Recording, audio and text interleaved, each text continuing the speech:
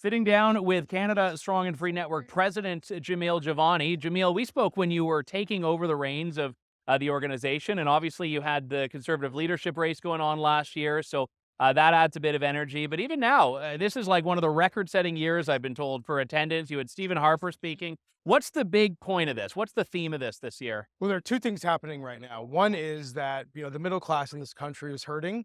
Not enough people are talking about solutions to that. We believe the conservative movement has solutions and we want to bring those to the front, right? We want to bring those into spotlight.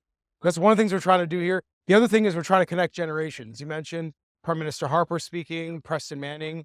We want them to share what they learned from their time in politics with young people, with the millennials and the Gen Zers who are going to be the future leaders of the conservative movement. And we're bringing those generations together this week.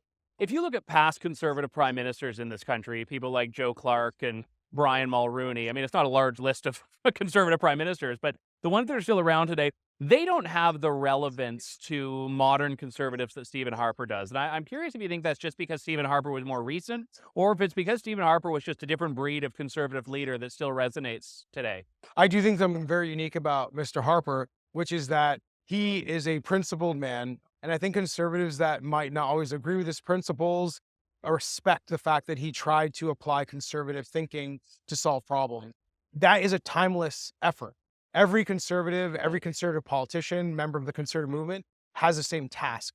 So when you see someone you respect and taking that responsibility on, it's something that I think we're naturally drawn to. And that is what I hope to see from whoever the next conservative prime minister might be, is the same commitment to solving problems as a conservative, applying our principles, being relevant to both the movement and also to the rest of the country. You've got all the heavy hitters of the Conservative movement here this year. You've got Stephen Harper, Pierre Poilievre speaking, Alberta Premier Danielle Smith.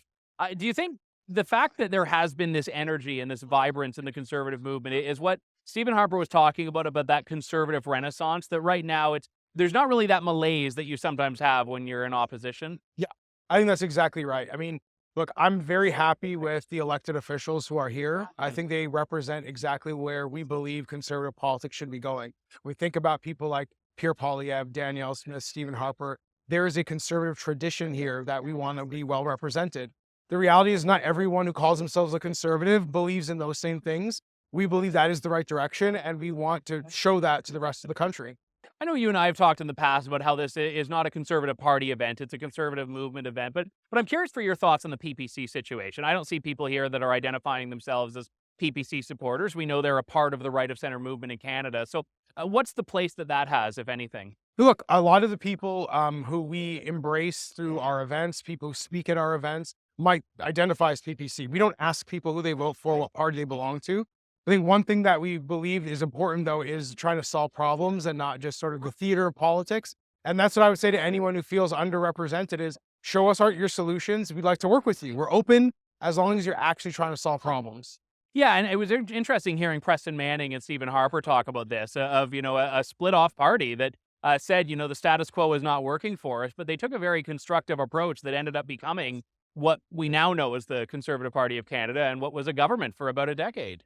Yeah, and to me, that is the bar, right? That is the standard, which is, are you making a difference? Are you putting ideas forward that are going to make our country better? I'm open to hearing that from anybody. I mean, if a Liberal or an NDP wanted to come on our stage and had a good idea, I'd be open to that too. But the reality is you might be waiting for a while. Yeah.